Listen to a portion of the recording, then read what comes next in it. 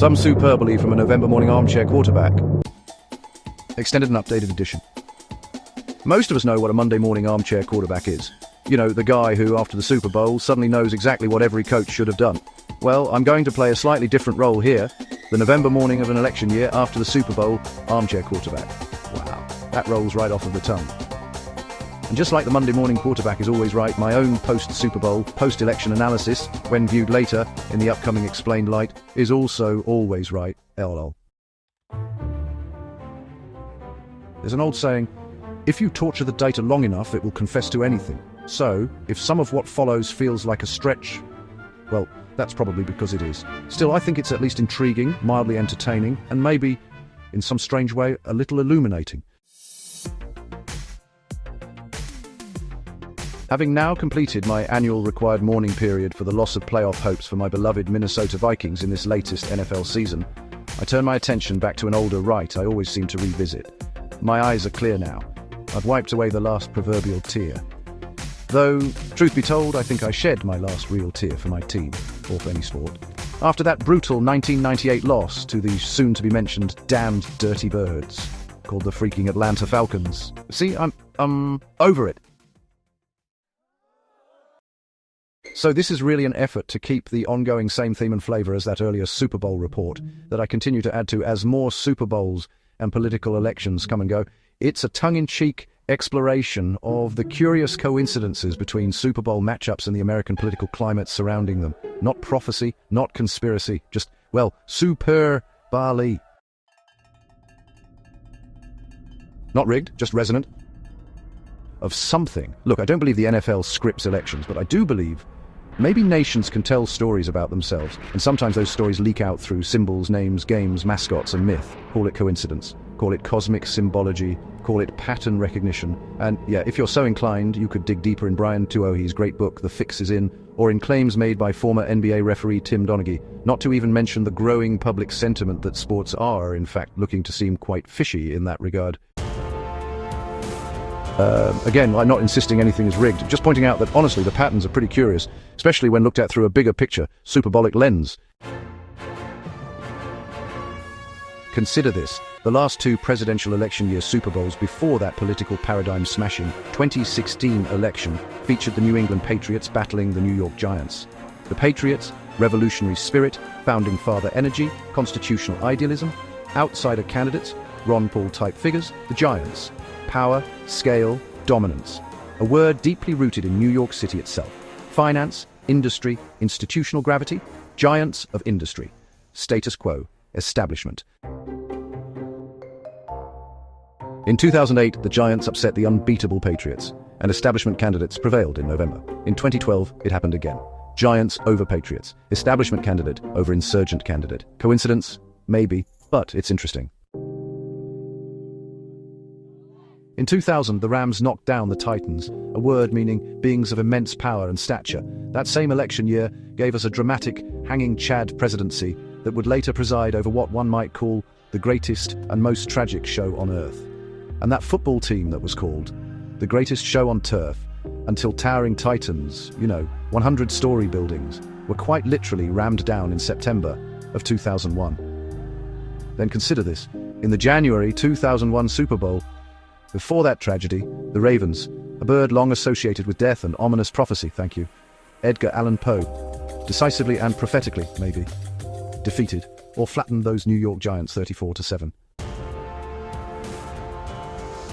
In 2002, the very next Super Bowl, those same Rams or Titanic building rammers were defeated by the Patriots. Is this foreshadowing, symbolic echo, or just, an unsettling coincidence? In 1992, the Washington, D.C. Redskins, the embodiment of D.C. establishment power, defeated the Buffalo Bills. And, for the next 4 years, much like that Buffalo team's 4 straight losses, the country also got used to being repeatedly buffaloed by a Bill. Enough so to re-elect him.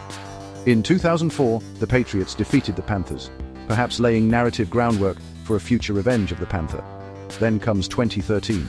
That year, the omen-bearing Ravens once again deflated the 49ers, a team whose very identity is rooted in gold. Pull up a gold price chart. When did gold begin its most recent major decline? You guessed it, 2013. I also seem to recall a certain halftime illumination event, followed by literal darkness in the stadium. Pure coincidence, of course, probably. Now consider the 2015 season Super Bowl, played in early 2016. Right on the doorstep of the most disruptive election in modern American history, that Super Bowl was won by the Denver Broncos. A Bronco is not a polished racehorse. It's not trained. It's not groomed. It doesn't obey reins easily. A Bronco is a wild, bucking, uncontrollable horse, famous for throwing riders who think they can tame it. And in superbly terms, that image almost begs for a political parallel.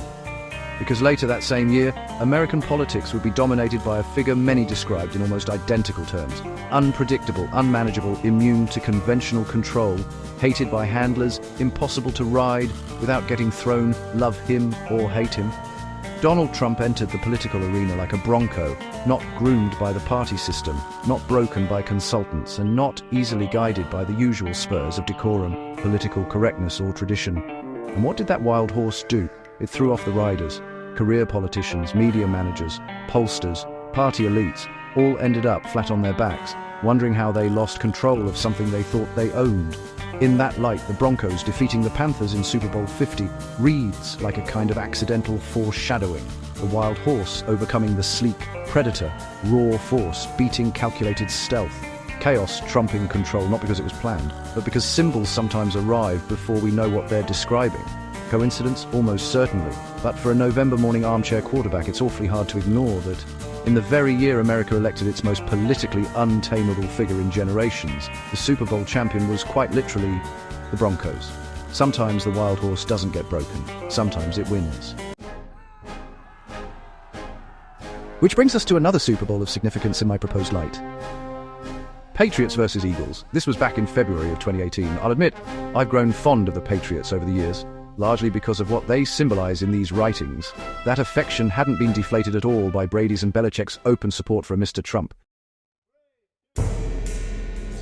The Eagles versus Patriots matchup, however, presented a challenge to my paradigm.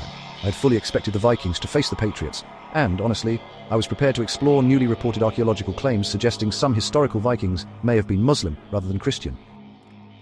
But, well, that didn't happen. You would think I would learn better, but, and there went that political narrative line of thinking. Instead, the Eagles demolished the Vikings. So I asked myself, what does Eagle versus Patriot symbolize? Freedom? Philadelphia? The Liberty Bell? Possibly.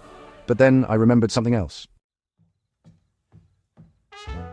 Philadelphia calls itself the City of Brotherly Love, much like how New Orleans ironically calls its team the Saints, who had in the 2009 season quite violently mugged my Vikings out of yet another chance at a Super Bowl. But I digress. And it was such a violently thuggish team that its coaches got themselves rightfully banned from the league, but not permanently. What the hell? See, I'm over it. But we all know how loving that Philly fan base can be. That irony reminded me of a different kind of brotherly love. The violent, righteous fury of certain anti-Trump protest movements who lovingly bash heads in the name of tolerance. So of course that Philly team beat up on those Patriots in that Super Bowl game. Look at that, this prognosticator still stands undefeated. And then, like a bad penny, the bird theme returned. Russia, Russia, Russia seemed to be flying around everywhere in the air and everywhere on the air. On a whim, I googled, what is the national bird of Russia? Answer, the eagle. Of course it is. Of course, that Super Bowl was preceded by that great comeback for humanity, I might add. The 2016 election, yes, that following Super Bowl held in the year 17, the one that aged particularly well, the Patriots' historic comeback against the Atlanta Falcons. Shortly after the game, I posted this thought. Tonight's greatest Super Bowl comeback in history, the Patriots defeating those dirty birds of prey, the Falcons, feels eerily similar to Trump's unbelievable political victory in November 2016, pulling it out at the last second, saving humanity's backside from predatory old birds. Yep, that is what I wrote. At the time, I still hadn't fully worked out who those Falcons represented. Then it hit me. CNN is headquartered in Atlanta.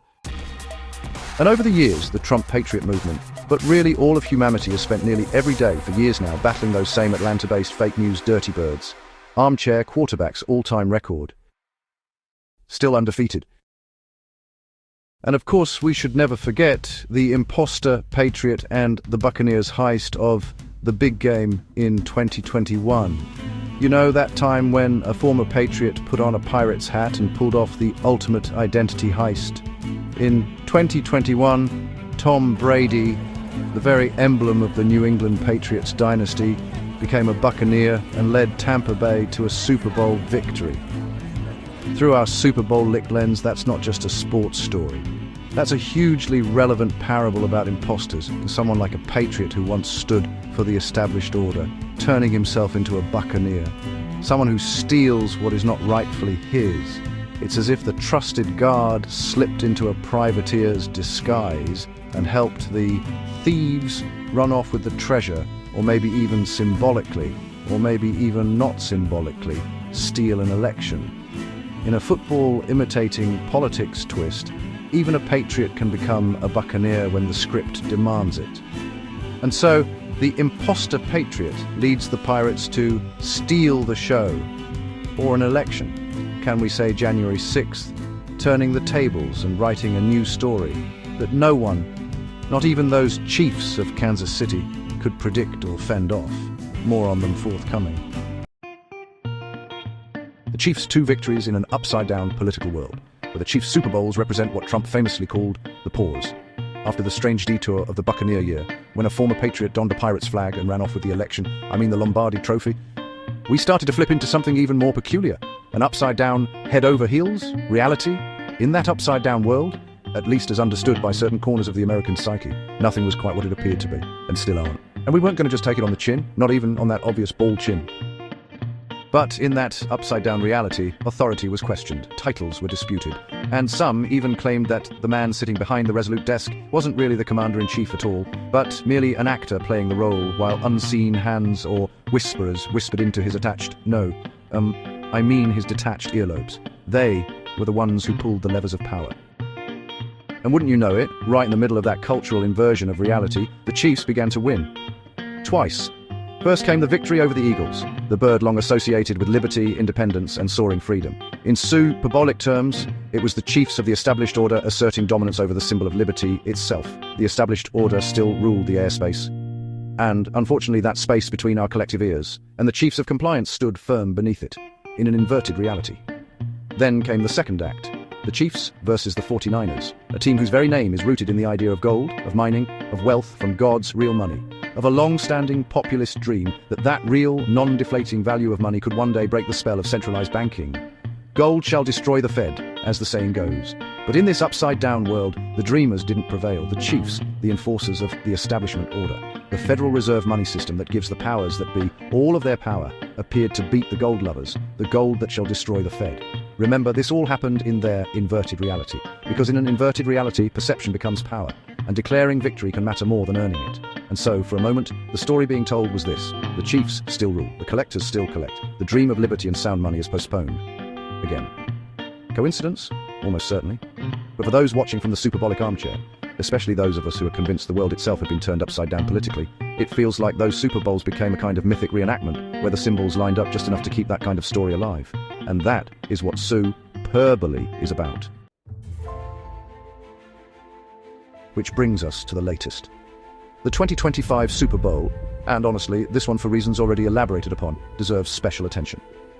Eagles versus Chiefs. And this time, the Eagles didn't just win, they routed the Chiefs. So what does that mean in Super-Bolic terms? First, let's clarify something. This is not about Native Americans. This is about the modern meaning of the word chief. In today's America, a chief is chief of staff, chief compliance officer, chief financial officer, chief enforcement officer.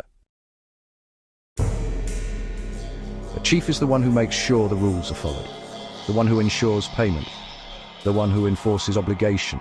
And, fittingly, the Chiefs come from Kansas City, a place long associated, fairly or not, with the quiet machinery of federal taxation. All right, so this is the place where tax forms go, it's where numbers are processed, and, well, where earnings become obligations. It's the back office of American wealth extraction. Now enter the eagle, the bird that watches from above. It's the emblem of federal authority itself. the symbol stamped on seals, agencies, and surveillance. The same bird of liberty that's endlessly circling our political consciousness. So, when the Eagles utterly defeated the Chiefs, the symbolism practically wrote itself. The bird of oversight and liberty humiliates the chiefs of collection. The watcher from on high consumes the taxman. The authority from up above overwhelms the authority on the earth.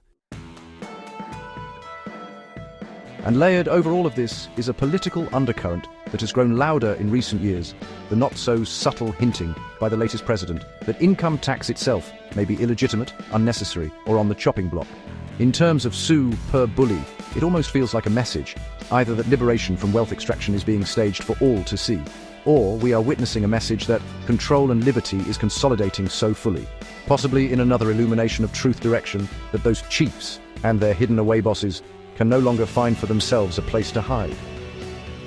Now look at that! The Chiefs have been eliminated from the playoffs this year for the first time in years. So us armchair quarterbacks reserve the right to decide which is our destiny, probably sometime after November of 2026.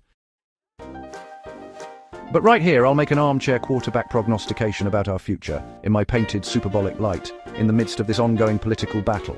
If I were a betting man, which I'm not, but I might put some long-shot money on those seemingly coming out of nowhere. There's always room for a new kind of team. Just never my Vikings. Those courageous Lions taking on that ominous bird of death, the Raven of Baltimore. But rest assured, come early February, there I'll sit, easy chair, remote control, organic corn chips and salsa, pizza within reach, ready to do what I do best, speculate, connect dots, get it wrong. Or maybe not, and I'll reserve my place again in that old political pundit quarterbacking armchair, come November as well. I pray to the Lord God Almighty that by then my prognosticating still goes undefeated, and now you can even bet on it. So maybe, when we sit down to watch the big game, perhaps there's more at stake than just the Lombardi Trophy, or maybe not, Lord willing. Appendix. Super Boli. Noun. Another one of my made-up words that refers to a form of football speech that is obviously superior to hyperbole. Wow. Holy guacamole, bad man.